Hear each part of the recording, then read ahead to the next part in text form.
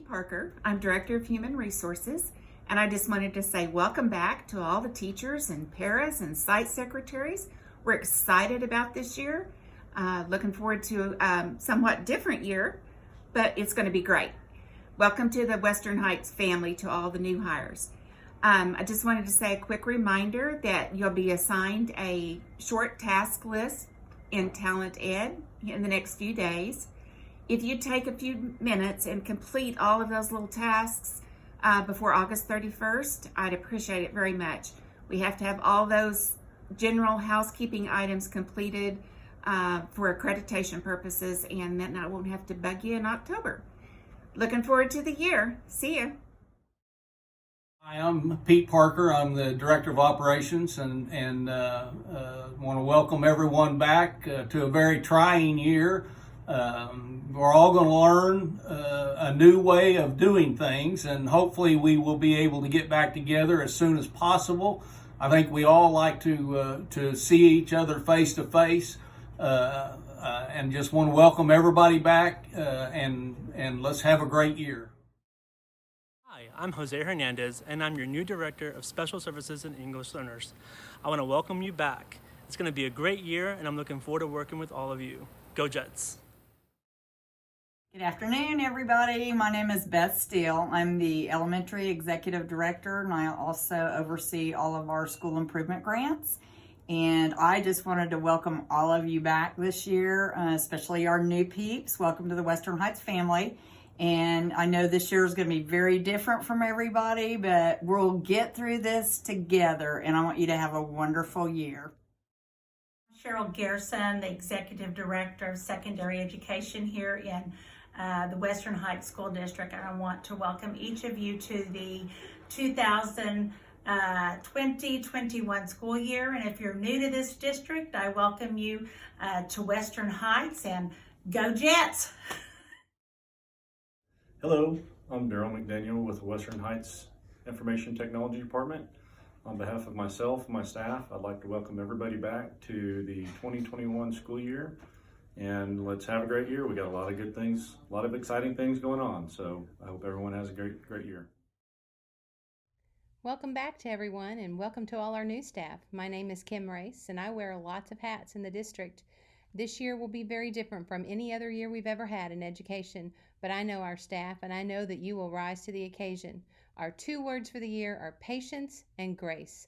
We're going to have a lot of patience with each other, and a lot of patience with parents and students, and a lot of patience with technology.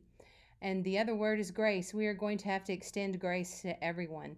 But I know all of you, and I know that we'll get through, and we will have a great year. So I'm looking forward to it. See ya.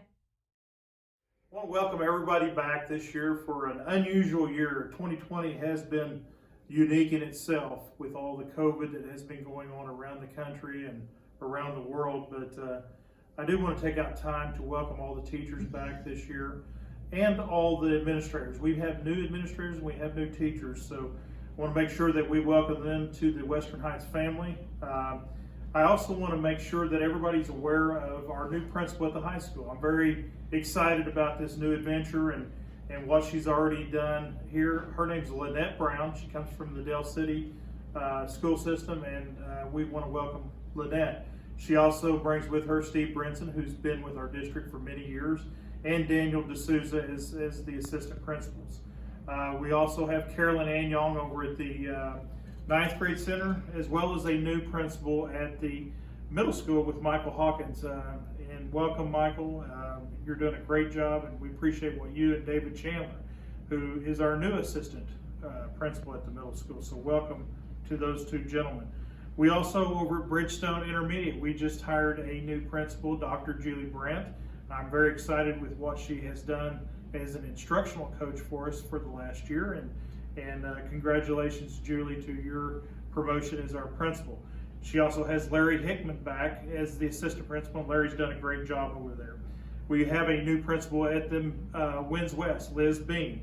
She was also an instructional coach for us and has done a fabulous job. John Glenn, we have Dr. Nancy Parrish and Dr. Tracy Rose, and we want to welcome these 2 young ladies who have done a fabulous job so far on getting everything prepared at John Glenn. And of course, that Alicia Price at Council Grove will be coming back again this year. And she's doing a great job there for us. And Stacy Miller is coming back at Greenville. So welcome to all of the new administrators and the principals who have been working very hard to try to get our distant learning plan out. And I also want to say a special thanks for all the hard work that Kim Race and Daryl McDaniel has done. When you get a chance, please thank them, because they have taken out many hours and times that usually people spend vacationing. They've been up here getting this done since basically last spring. So we were the first in the state to go distant learning and virtual, and I'm very proud of our board for making that move, and also with regard to how we've laid this out. We believe that we have a good plan and that we're ready to go. I also want to thank Cheryl Garrison and Beth Steele. These two young ladies have also been helping Kim Race with regard to the distant learning. Cheryl is our new secondary executive director, and Beth is our elementary director. They will be working with all the principals on making sure that everything that administration or the board puts forward, that gets implemented within the school sites, and that everybody is working together. That's the main objective that we have, is that all the elementaries are on the same path. So whenever they flow into the intermediate at Bridgestone, everybody's on the same plan. Same way with intermediate to middle school, and so on from 9th grade to the high school. And that way we're all working together as one, and that's our main goal. Now, as the distant learning takes place, of course, we have all the teachers in their classrooms, and I really appreciate the support that I've already received from a lot of teachers. The safety, workplace safety, is the most important and our priority as well. And so we have several guidelines in place, so whenever you do report, we will make sure that temperatures are taken and masks are worn while in the building. The principal's office, of course, is going to be locked down to where only administrators will be able to be in the principal's office that's at that work site. We're requiring that there not be any congregation or anything like that in the hallways. We're wanting all the teachers just to go straight to their classrooms. We're also wanting to make sure that they have Clorox wipes, sanitizer actually in their room.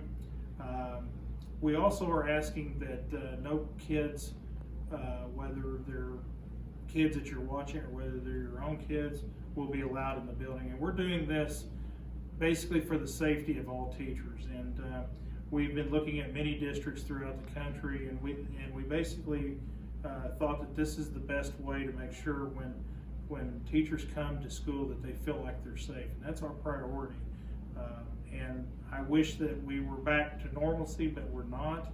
And so we hope that you can bear with us until we can kind of get through this all together. But while we're here, we want to make sure everybody is safe. So we're asking that you bring your lunch if you can. And if you do, you can eat in your classrooms. You can't eat in the cafeterias or anything. That's for your own safety. We're also allowing you, if you want to go out to eat, that's fine too. You can bring back food, or you could just take your lunch hour outside of the building. So we hope that helps with you on making sure that we feel like you have the freedom to be able to do that. We're also, asking a little bit of the teachers to help clean their rooms, meaning where they have been, use the Clorox wipes and kind of clean the areas. And so we're instructing the principals to make sure that all this gets done. And at the end of the day, if you could just gather up your trash that's in the trash can and just put it out in the hallway. That way it helps our custodians to be able to be in your classroom for a very short time while they come in and spray each and every day. And so we're going to make sure that the rooms get sanitized before you get there and after you leave. We're also asking that nobody visit in the hallway. I don't mind teachers visiting with folks from their classroom to the other classroom, but we can't have anybody in the hallway visiting or in groups. This is something that we want to make sure that all teachers stay safe, and we believe that's the guidelines that we need to follow. We're also we're actually in the process of putting refrigerators in the lunchroom, as well as coffee machines, to where there's enough room for everybody to be available to be able to get their food or get coffee before and after their classes. Let me go over a few more things that I think is very important.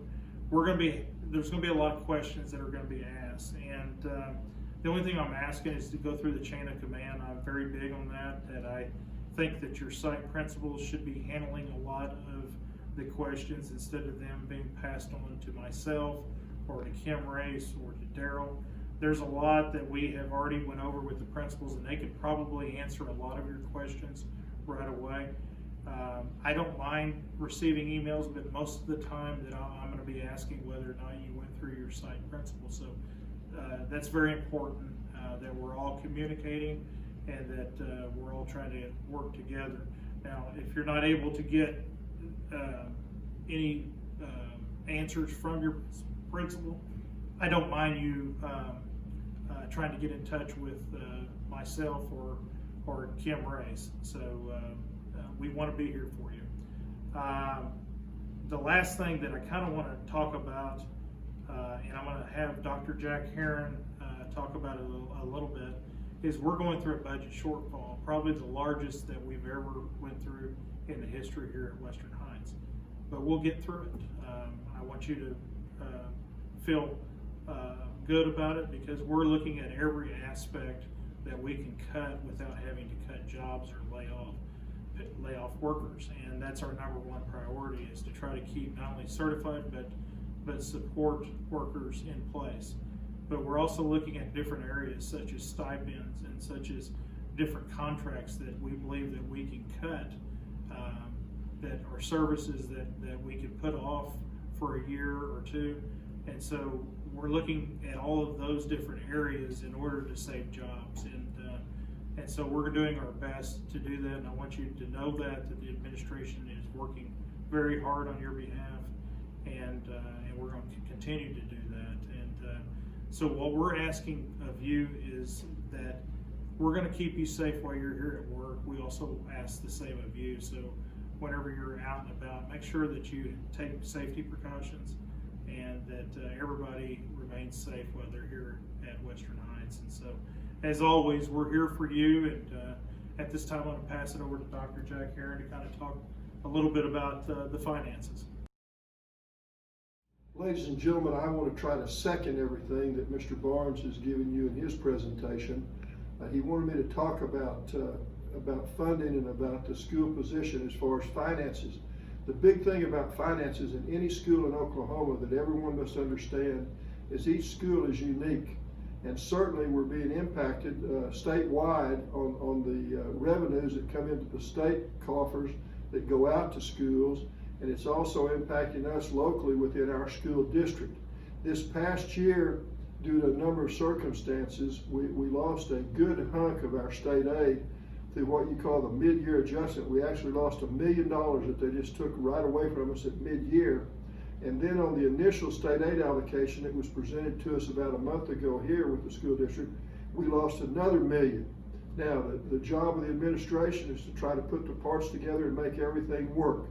I can't tell you enough about how hard everyone has worked through the summer here in organizing, planning with the new administrators. If you looked at the academic credentials and listened to what Mr. Barnes just said, he's given us an outstanding team to work together, and everyone is planning and trying to put together what the program will be for this coming year. We've got to get everyone back in school, we've got to put the teachers to work, and then we've got to make the finances work. And we want to assure you that we're going to do this in the greatest professional manner that we know how.